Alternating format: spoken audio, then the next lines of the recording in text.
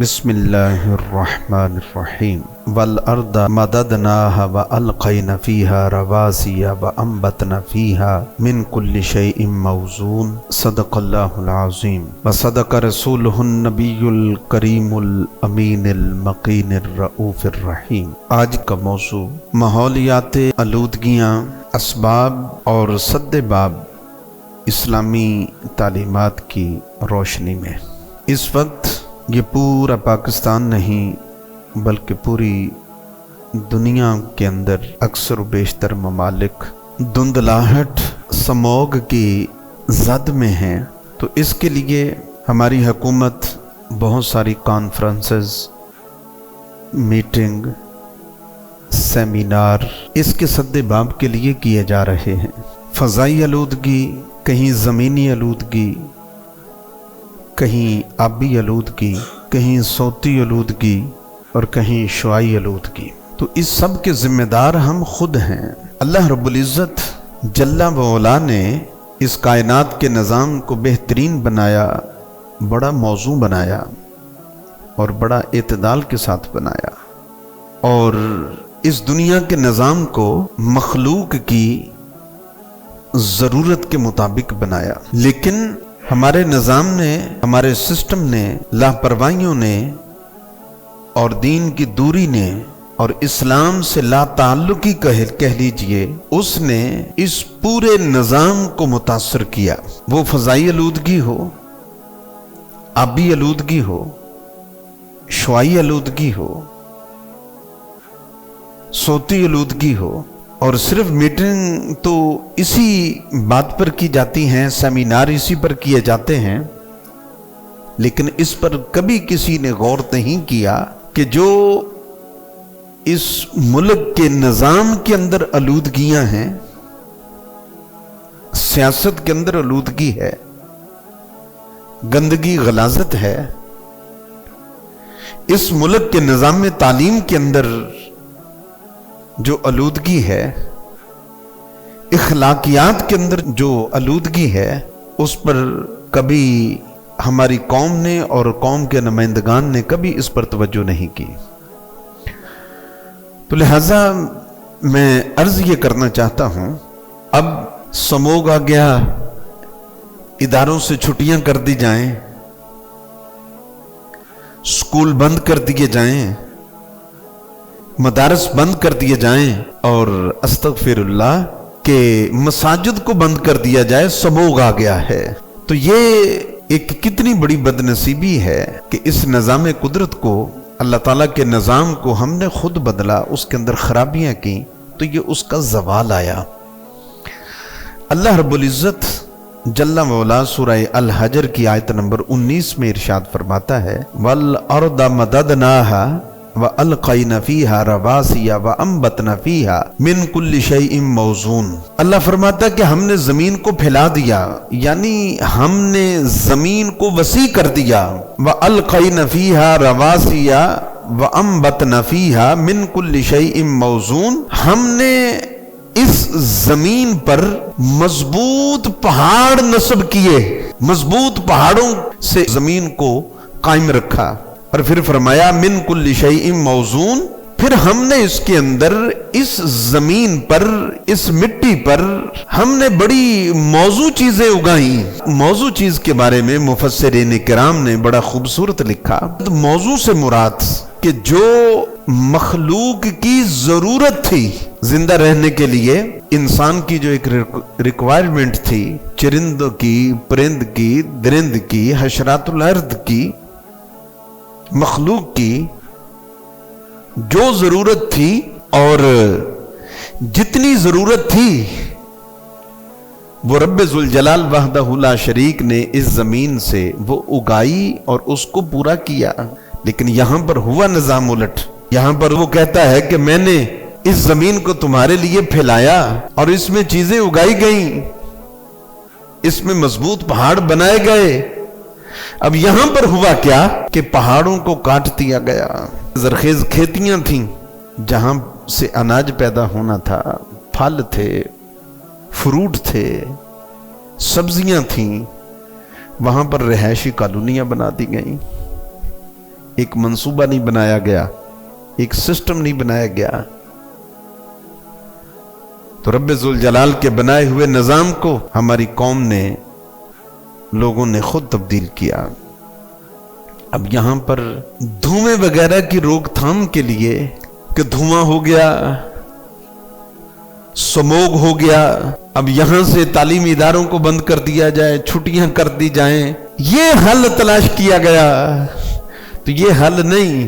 آج جو کانفرنسیں، جو میٹنگیں، جو سیمینار ہو رہے ہیں، اس کے سد باب کے لیے یہ 1500 سال پہلے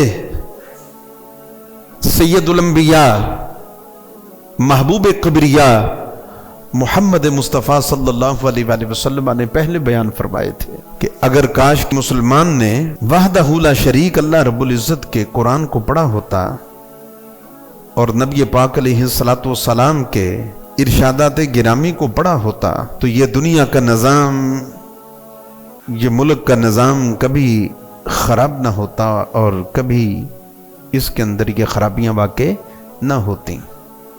اب دیکھیے دوسرے مقام پر سورہ الاحزاب میں اللہ رب العزت فرماتا ہے والذین یؤذون المؤمنین والمؤمنات بغیر مکتسبوا فقد احتملوا بہتانا و مبینا، کہ جو مسلمان مردوں اور عورتوں کو ان کو کسی خطا کے بغیر کسی غلطی کے ستاتے ہیں، تکلیف دیتے ہیں، انہوں نے کھلے گناہ کا بوجھ اپنے سروں کے اوپر رکھ لیا ہے.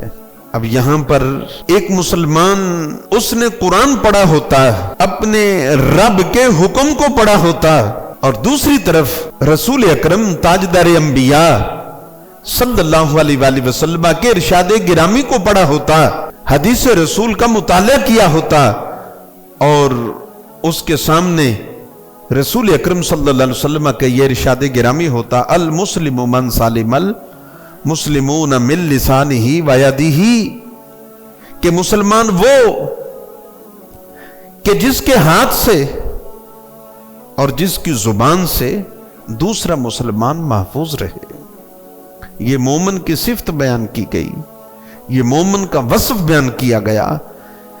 اب یہ سورہ احزاب کے اندر اور اس حدیث مبارکہ کے اندر یہ بیان کیا گیا کہ مسلمان بغیر کسی وجہ کے کسی مسلمان کو تکلیف نہیں دیتا، اس کو ستاتا نہیں بغیر جرم کے، اور دوسرا مسلمان کسی مسلمان پر ظلم نہیں کرتا، اس پر زیادتی نہیں کرتا.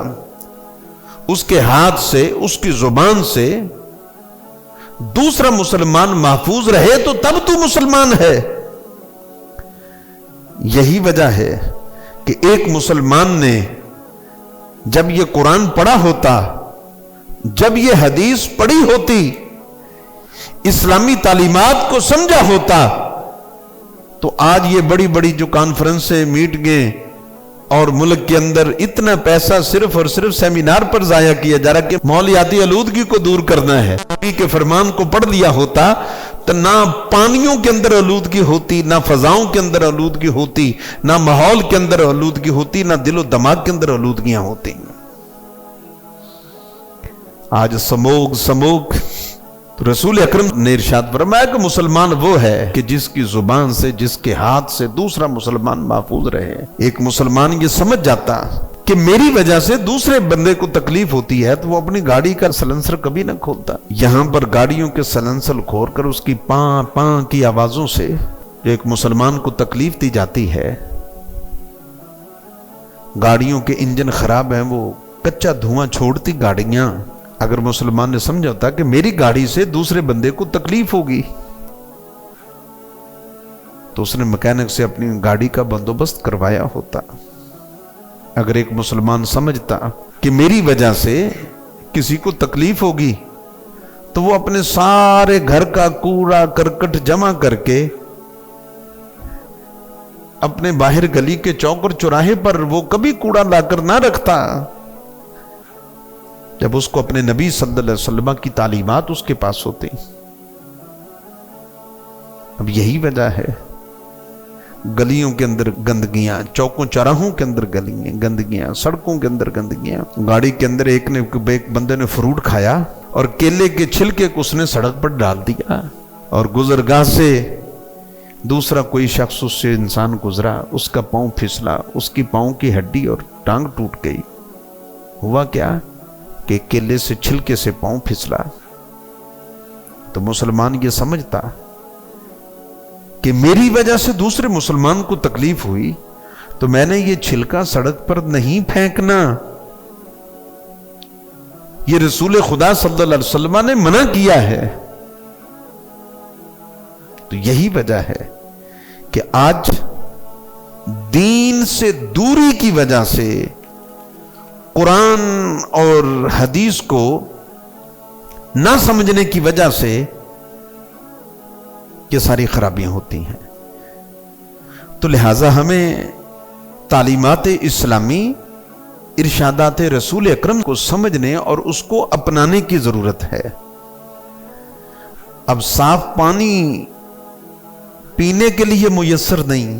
حضرت عمرو بن شعیب رضی اللہ تعالیٰ عنہ اپنے ابا سے روایت کرتے ہیں کہ ایک شخص نے رسول اکرم صلی اللہ علیہ وسلم کی خدمت میں وضو کی کیفیت سے متعلق پوچھا، یا رسول اللہ صلی اللہ علیہ وسلم وضو کس طرح کرنا ہے؟ تو رسول اکرم صلی اللہ علیہ وآلہ وسلم نے وضو کا پانی منگوایا، پریکٹیکل کر کے دکھایا، آقا علیہ الصلوۃ والسلام نے عملی طور پر کر کے دکھایا۔ جب پانی لایا گیا، سید الانبیاء صلی اللہ علیہ وسلم نے اسے وضو کیا، وضو کر کے پھر فرمایا ہَكَذَا الْوُضُوءُ فَمَنْ زَادَ عَلَى هَذَا أَوْ نَقَصَ فَقَدْ أَسَاءَ وَظَلَمَ أَوْ ظَلَمَ أَسَاءَ، کہ وضو اس طرح ہے جیسے ابھی میں نے کیا۔ حضور نے وضو کر کے فرمایا کہ وضو اس طرح ہے جیسے میں نے وضو کیا، جس نے اس میں کمی پیشی کی اس نے برا کیا اور اس نے اپنے اوپر ظلم کیا۔ اب رسول اکرم صلی اللہ علیہ وسلم نے وضو کیا، اس میں پانی لیا، جہاں پر اللہ کے رسول صلی اللہ علیہ وسلم نے وضو کے فرائض کو، وضو کی سنتوں کو، طریقوں کو بیان کیا، وہاں پر سید الانبیاء صلی اللہ علیہ وسلم نے وضو کر کے پانی کے ضیاع کو روکنے کی ترغیب دلائی کہ تم نے پانی کو ضائع نہیں کرنا۔ آج پاکستان کیا دنیا کے اندر کتنے ایسے ممالک ہیں جن کے اندر نیچے سے پانی کے صاف ذخائر ختم ہوتے جا رہے ہیں۔ تو یہاں پر ہوتا کیا ہے، ایک بندہ وضو کے نل کو کھولتا ہے اور اتنا پانی ضائع کر دیتا ہے۔ ایک گلاس پانی پینا ہے تو کتنے پانی کو صاف پانی کو ضائع کر دیا جاتا ہے۔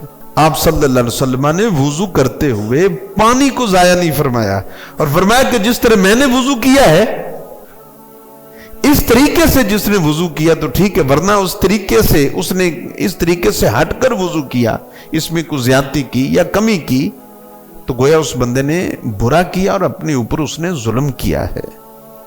تو یہ رسول اکرم تاجدار انبیاء صلی اللہ علیہ وآلہ وسلم کی تربیت کہ تم نے پانی کو ضائع نہیں کرنا۔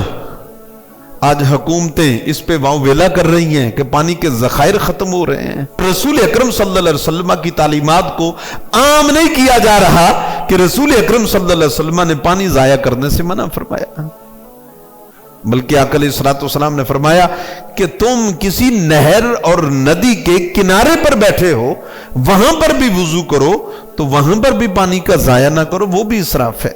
پھر سید الانبیاء صلی اللہ علیہ وآلہ وسلم نے ٹھہرے ہوئے پانی کی، اب دیکھیے پانی کی اہمیت کو سید الانبیاء صلی اللہ علیہ وآلہ وسلم کس طرح بیان کرتے ہیں، نہا ان ینالو فی الماء راکد، کہ کھڑے پانی کے اندر تم کبھی پیشاب نہ کرو۔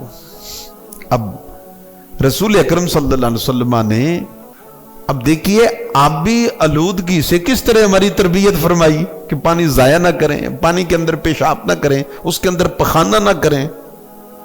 تو یہاں پر نہروں کے اندر، ندیوں کے اندر، دریاؤں کے اندر کس طرح فیکٹریاں جو دائیں بائیں تھی انہوں نے زہریلے کیمیکل ان کے اندر چھوڑ کر کس طرح پانیوں کو خراب کیا۔ صاف نہروں کے اندر گٹروں کے کس طرح گندے پانی چھوڑے گئے۔ تو سید الانبیاء صلی اللہ علیہ وآلہ وسلم نے فرمایا کہ پانی کے اندر تم کبھی پیشاب نہ کرو۔ تو یہاں پر جو گند کوڑا ان نہروں کے اندر، ندیوں کے اندر ڈال دیا جاتا ہے، تو آج اس کے سد باب کے لیے کانفرنسیں ہو رہی ہیں۔ تو مدینے والے آقا सैयदुल अंबिया सल्लल्लाहु अलैहि वसल्लम 1500 साल पहले फरमा गए कि तुमने पानी के अंदर आलूदगी नहीं फैलानी। अब देखिए शजरकारी, अब दरख्त भी अल्लाह ताला का एक बहुत बड़ा एहसान है, दरख्त बहुत बड़ी एक नेमत है, यह ऑक्सीजन फराहम करता है। तो यहां पर दरख्तों को किस तरह काटा गया, किस तरह शजरकारी का खात्मा किया गया। तो रसूल अकरम सल्लल्लाहु अलैहि वसल्लम ने इरशाद में फरमाया, मा मिन मुस्लिमिन यगरिसु गरसा औ यज़रउ ज़रअन फयअकुलु मिनहु तैरुन औ इंसानुन औ बहीमतुन इल्ला कान लहू बिही सदक़तुन। हुज़ूर फरमाते हैं जो मुसलमान बाग लगाए या खेत बोए, हुज़ूर फरमाया जो कोई मुसलमान बाग लगाए या खेत लगाए फिर उससे परिंदे या जानवर कुछ खाएं, उसकी वजह से अल्लाह ताला उसको सदका का सवाब अता फरमाएगा। आज शजरकारी मुहिम चलाई जाती है, तो काश हमने अपने नबी के इरशाद को पढ़ा होता, ना फसलों को आगे लगाई जाती और ना ये सबोग जैसी अपनी मुसीबतें हमारे ऊपर पड़ती। रसूल अकरम सल्लल्लाहु अलैहि वसल्लम ने कितनी खूबसूरत बात इरशाद फरमाई कि तुमने दरख्त लगाया, उस दरख्त के साए के नीचे बैठा, किसी ने फल खाया तो अल्लाह ताला तुम्हें सदका का अजर और सवाब अता फरमाएगा। ये तरबियत रसूल अकरम ताजदार अंबिया सल्लल्लाहु अलैहि वसल्लम हमारी फरमा कर गए। हजरत मुआविया बिन कुर्रा रहमतुल्लाह अलैह कहते हैं, मैं एक सहाबी हजरत सैयदना माकल मुज़नी रदी अल्लाह ताला के हमरा था, तो हजरत माकल रदी अल्लाह ताला अन्हुन के साथ था। तो आपने रास्ते के अंदर कोई पत्थर था या कोई कांटा था या कोई शीशा था, यानी रास्ते के अंदर अजियत देने वाली चीजें थी, हजरत माकल ने उसको हटाया। कहते आगे गए तो रास्ते में कोई और अजियत देने वाली चीज थी। तो हजरत मुआविया बिन कुर्रा रहमतुल्लाह अलैह कहते हैं कि मैंने हजरत माकल से पहले उसको मैंने उठाकर रास्ते से हटा दिया। तो हजरत माकल रदी अल्लाह ताला अन्हु ने मुझसे कहा, भतीजे ये तूने अजियत देने वाली चीज को उठाकर क्यों रास्ते से हटाया? उसने कहा, चचा चूंकि आपने ऐसा किया कि जो अजियत देने वाली चीज थी आपने उसको उठाकर एक साइड पे किया, तो मैंने आपकी नकल की। हजरत माकल कहते हैं, सहाबी रसूल कहते हैं, मुआविया मैंने रसूलुल्लाह की नकल की थी। रसूल अकरम सल्लल्लाहु अलैहि वसल्लम ने इरशाद फरमाया कि मन अमाता अजन अन तरीक़िल मुस्लिमीना कुतिबा लहू हसनातुन वमन नुकब्बिलत लहू हसनातुन दाखिलुल जन्ना, कि जिसने मुसलमानों के रास्ते से तकलीफ देने वाली चीज को हटाया उसके लिए एक नेकी लिखी को कबूल किया जाएगा या बगैर अजाब के हसनातुन दाखिलुल जन्ना, अल्लाह ताला उस बंदे को जन्नत में दाखिल फरमा देगा। अब रास्ते में से अजियत देने वाली चीजों को उठाकर उस रास्ते से दूर करना, सैयदुल अंबिया सल्लल्लाहु अलैहि वसल्लम ने फरमाया उसकी जज़ा क्या है? जन्नत में दाखिल फरमा देगा। अब यहां पर तो क्या होता है कि एक घर वाला रात के अंधेरे में उठता है, अपने घर का तमाम बास्केट का कूड़ा करकट उठाकर हमसाये की दहलीज पर रख देता है, किसी चौक पर रख दिया जाता है, गली के मोड़ पर रख दिया जाता है। उसको इतनी तौफीक नहीं होती कि मैं ये कूड़ादान में जाकर इसको फेंक दूं, और फिर कहा जाता है कि आलूदगियां आलूदगियां गंदगियां। ये गंदगियां हमारे दिमागों की हैं, हमारी तरबियत की गंदगियां हैं, हमारे इखलाकात सबोग हो गया, हमारे दिमागों को सबोग हो गया। हमने इरशादाते नबवी सल्लल्लाहु अलैहि वसल्लम को छोड़ा। यहां तक इरशाद फरमाया जो गंदगी फैलाए, जो आलूदगी फैलाता है, रसूल अकरम सल्लल्लाहु अलैहि वसल्लम ने किस तरीके से वईद उसकी फरमाई। फरमाया इत्तकुल लानैन, हुजूर अलैहिस्सलातु वस्सलाम ने फरमाया लान तान का सबब बनने वाली चीजों से बचो, जिससे लानत बरसती है अल्लाह की।